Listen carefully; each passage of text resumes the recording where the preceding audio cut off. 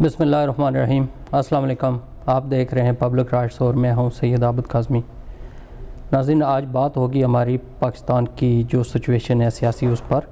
पाकिस्तान मुखालिफ जो सरगर्मियां हैं, और उसमें देखेंगे कि अल्ताफ़ हुसैन की कैंपेन किस डगर पर जाती है। इस पर बात करने के लिए हमारे साथ फॉरेन अफेयर्स के एक्सपर्ट एनालिसिस जनाब अली मोहसिन हाशमी साहब मौजूद हैं। वो बात करेंगे, और इनके साथ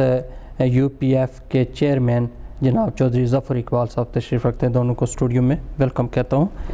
थैंक यू। इसके बाद जब हम वक्फे के बाद वापस आएंगे तो लाइव कॉल पर कराची से हमारे साथ मौजूद होंगे अनीस अहमद एडवोकेट, जो वाइस चेयरमैन हैं PSP के। उनको वक्फे के बाद लेंगे और उनसे पूछेंगे क्या सूरत हाल है पाकिस्तान की और कराची की खुसूसन, और जो अभी सिचुएशन चेंज हुई है उस पर क्या हो रहा है। आपको मालूम है कि पब्लिक राइट्स में हम हमेशा पिछले हफ्ते में रौनमा होने वाले वाक़ात को लेते हैं और उन पर बात करते हैं। उससे मुतल्लिका बंदों को हम अपने प्रोग्राम में शामिल करके उस पर गुफ्तगू करते हैं। इस बार क्योंकि ये सिचुएशन बहुत तेज़ी से बढ़ रही है और कश्मीर और पनामा लीक्स के जो मसाइल थे उनसे तवज्जो हटाने के लिए ये नया इशू छेड़ा गया है। हम इस पर भी बात करेंगे, क्योंकि कोयटा के साने के बाद कराची वाले वाक़या और फिर अल्ताफ़ हुसैन की मुहिम पर मुल्क के मुखालिफ जो चल रही है, खाली पाकिस्तान में नहीं बल्कि पूरी दुनिया में उन्होंने सरगर्म किया हुआ है अपने कारकुनान को, और उनसे नारे लगवाते हैं पाकिस्तान के ख़िलाफ़। और जब वो नारे लगाते हैं तो उनको शाबाश देते हैं। ऐसी वीडियो और ऐसे क्लिप्स और ऐसी रिकॉर्डिंग हमारे पास मौजूद है, लेकिन हम चला नहीं सकते। उसकी वजह यह है कि हम चाहते हैं कि हमारी वजह से या हम कोई ऐसी चीज़ चलाएं तो लोगों में गम और गुस्सा पैदा हो और हालात ख़राब हों। इस वजह से इसके पेश नज़र हम खाली आपको बता रहे हैं, क्योंकि तमाम लोगों के पास सोशल मीडिया के ज़रिए ये पैगामात पहुँच चुके हैं। और इसका हल क्या है और इसको कैसे लेकर चलती है गवर्नमेंट, वफाकी गवर्नमेंट और जो सूबाई गवर्नमेंट है, उस पर बात करेंगे। सबसे पहले अली मोहसिन हाशमी साहब, आपकी तरफ आऊँगा कि आपने ये सारी सिचुएशन देखी है, इस पर क्या आप कहना चाह रहे हैं। बिस्मिल्लाहिर्रहमानिर्रहीम। आबिद साहब, आपका बहुत शुक्रिया। आप हमेशा की तरह मदद करते हैं अपने प्रोग्राम में, और आपके नए मेहमान को भी खुश आमदीद कहूँगा। इसके साथ साथ आज जो है वो इमाम हश्तम इमाम अली रज़ा अलैहिस्सलाम की शहादत भी है। तो तमाम सुनने वालों को जो CNN न्यूज़ पे देख रहे हैं, हिदायत TV पे देख रहे हैं, आप सबको दिल की गहराइयों से जो है वो ताज़ीयत पेश करते हैं और अपने वक्त इमाम के ज़हूर की ताजील के लिए भी दुआगो हैं। आपने सवाल किया पाकिस्तान के हालात का। इस वक्त देखिए कि आबिद साहब, ये किसी से भी छुपे हुए हालात नहीं हैं जी। इस वक्त जो पॉलिटिकल सिचुएशन है, अगर मैं सिंध की ही बात करते हैं तो मेरे ख्याल में वो भी नामुनासिब होगी। अगर हम पूरे पाकिस्तान का अगर इस वक्त पॉलिटिकली जायज़ा लें तो हमने पिछले 2 हफ्ते में देखा कि डेवलपमेंट में नेशनल एक्शन प्लान जो है वो हमारा फेल हो गया, और इसको अस्करी क़यादत ने एक्सेप्ट किया। और इसके मुहर्रिकात क्या हैं, मेरे ख्याल में ये बहुत ज़्यादा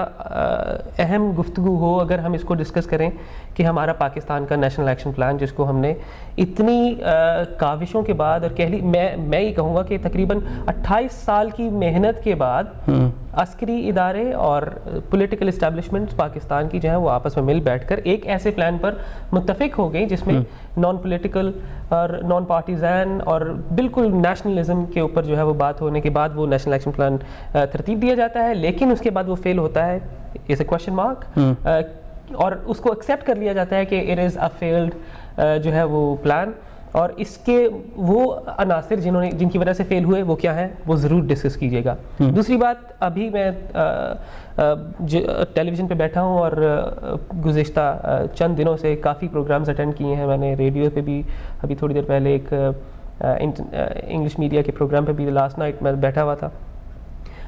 मैं कहता हूँ कि जो पाकिस्तान में अल्ताफ़ हुसैन जैसे लीडर ऐसी स्टेटमेंट देकर और माफ़ी मांगते हैं, मेरे ख्याल में लफ्ज़ क़यादत एक पाकिस्तान की पॉलिटिकल जमात के लिए, ऐसे शख्स के लिए बिल्कुल भी मुनासिब लफ्ज़ नहीं है। अगर पार्टी को उस वक्त, मैं 1980s के ऊपर पहुंच गया हूँ, अगर 1980s में पार्टी को इस एजेंडे के तहत बनाया गया था तो उस दिन से लेकर आज तक जिसने उस पार्टी में जिस कैपेसिटी में काम किया वो सब मुजरिम,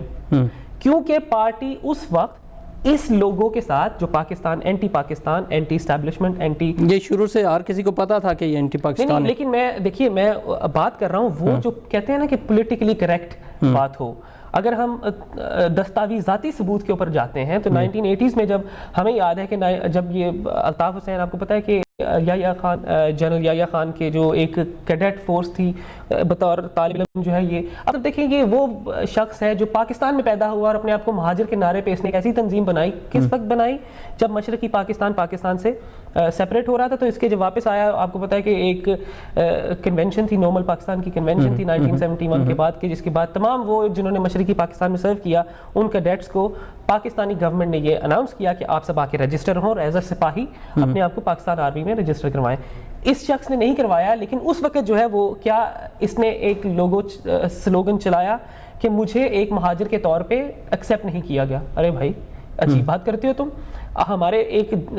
پاکستان کی اعلیٰ قیادت کے چیف جو ہیں وہ ایک مہاجر ہیں اور آپ کہتے ہیں کہ آپ کو وہاں پر ایک سپاہی نہیں ایکسیپٹ کیا گیا. اور بہرحال وہ تھے محرکہ جن کی وجہ سے انہوں نے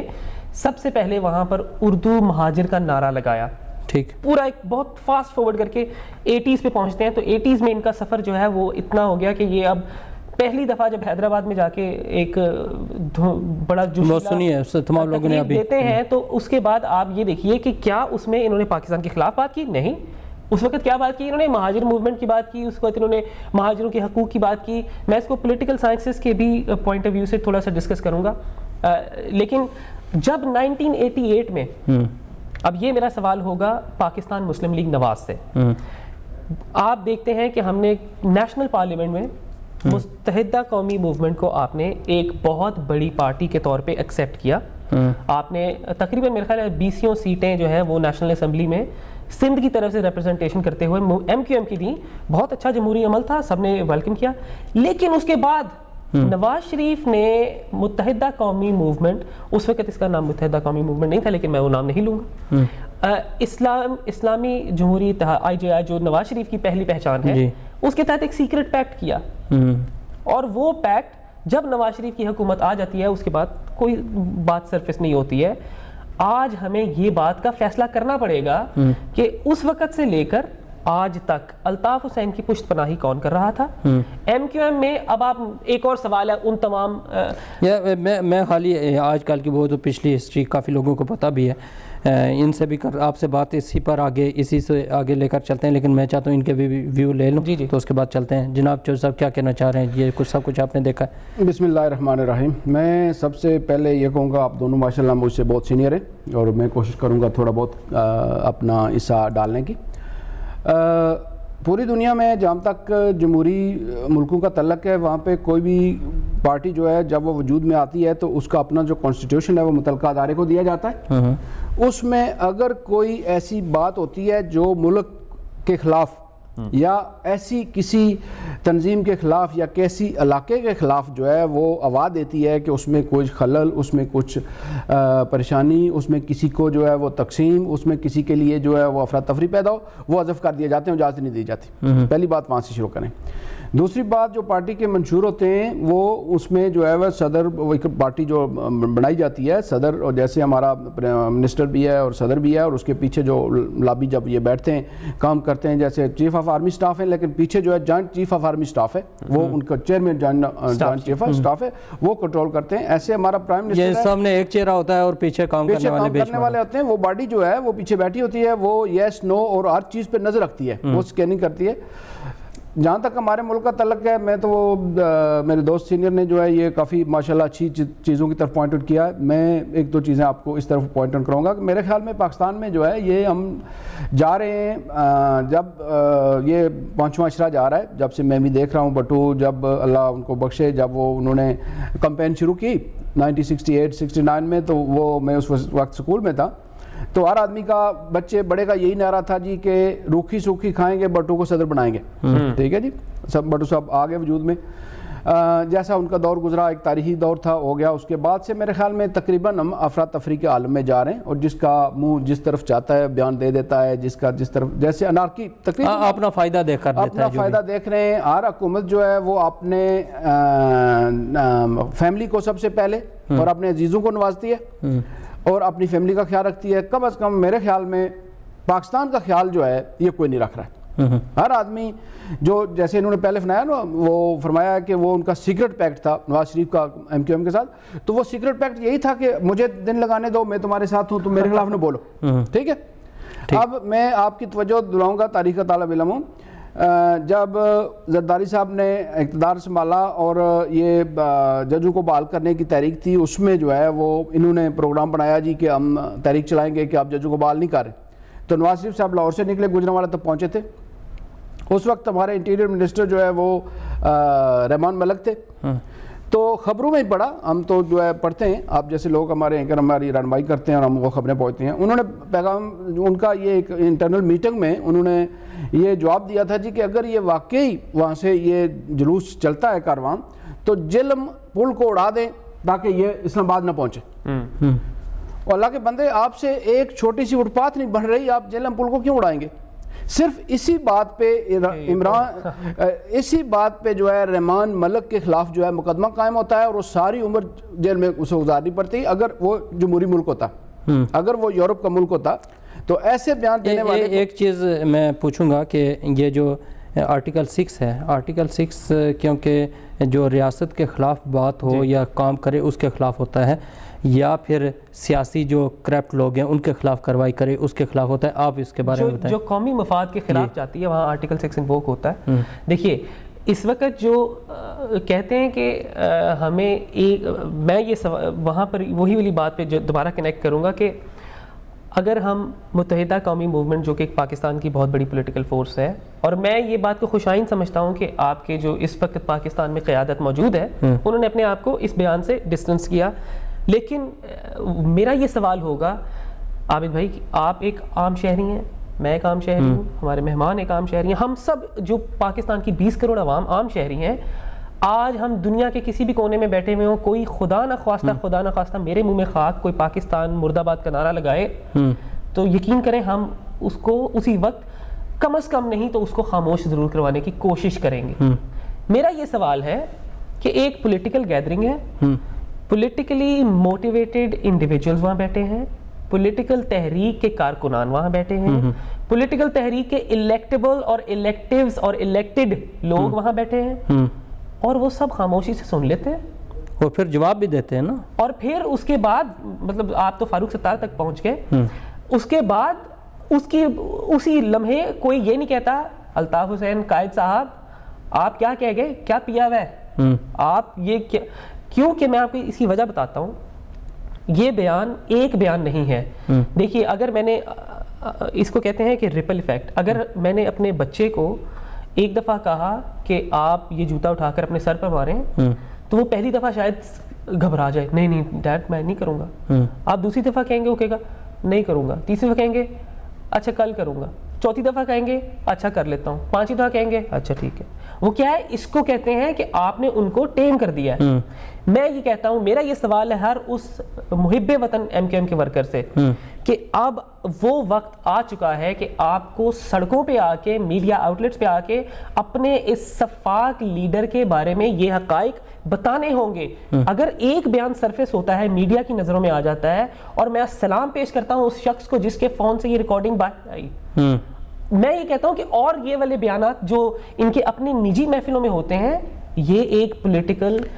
یہ تو پالیسیز بنتی ہیں پارٹی کے۔ چودھری صاحب آپ نے بھی ایک آرگنائزیشن بنائی ہوئی ہے جس میں یونائٹڈ پیپل فورم بنایا ہوا ہے، آپ نے لوگوں کو متحد کرتے ہیں، تو یہ کیا جو متحدہ قومی موومنٹ ہے اسی طرح کی آپ کی بھی یونائٹڈ پیپل فورم ہے یا تھوڑا مختلف ہے؟ نہیں، اللہ بچائے جی ہمیں ایسی چیزوں سے، اللہ بچائے وقت نہ آئے کہ ہم جو ہے وہ اس صف میں ہم بھی شامل ہو جائیں۔ وہی تسلسل میں رکھتے ہوئے آپ کو اس طرف توجہ دلاؤں گا کہ میرے خیال میں جو ہے اس وقت پاکستان میں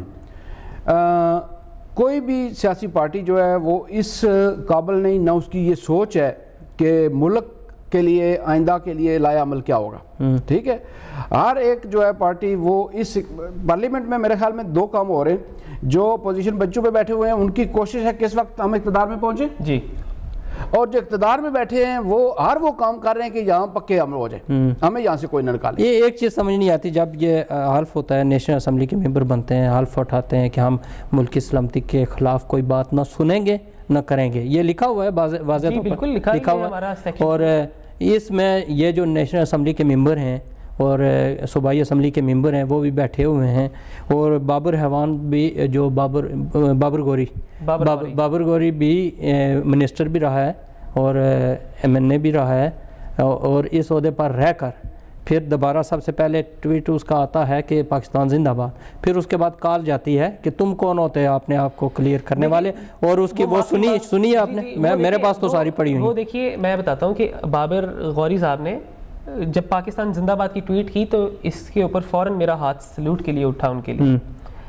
ساتھ ہی معافی مانگتے ہیں، معافی بھی مانگتے ہیں اور ساتھ مرد آباد بھی کہتے ہیں، لیکن 3 بار۔ اچھا نہیں دیکھیے وہ مرد آباد والی بات نہیں، میرے پاس ریکارڈنگ ہے، اچھا میرے پاس ریکارڈنگ ہے۔ چلیے بہرحال میں یہ دیکھیے میں یہی وہ بات کر میرے وہی پوائنٹ پہ میں یہ نہیں کہ ایک اس کی بات نہیں کر رہے، یہ کر رہے ہیں کہ ان لوگوں کا یہ دیکھیں معیار، یا تو یہ خوف ہے،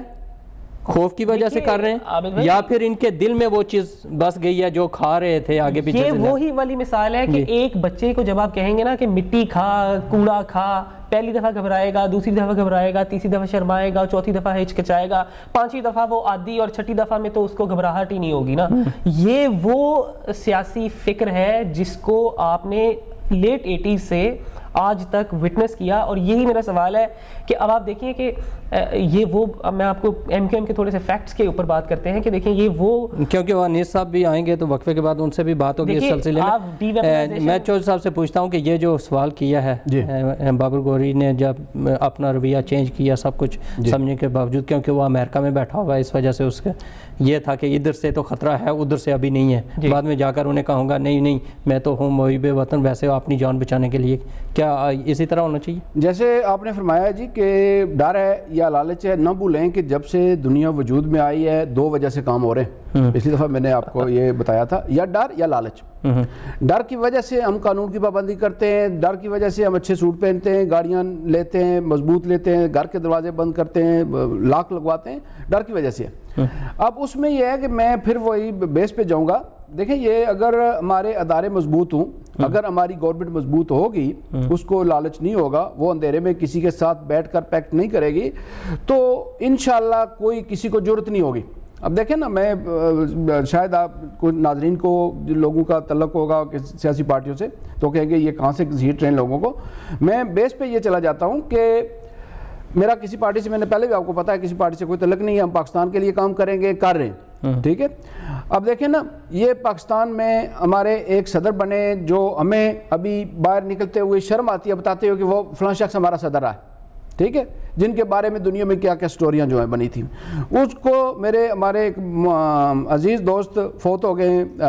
آرمی کے جنرل تھے، کون سے صدر کی بات کر رہے ہیں آپ؟ کون سے صدر صاحب کی بات کر رہے ہیں ابھی جو اس سے پہلے گزرے؟ اچھا،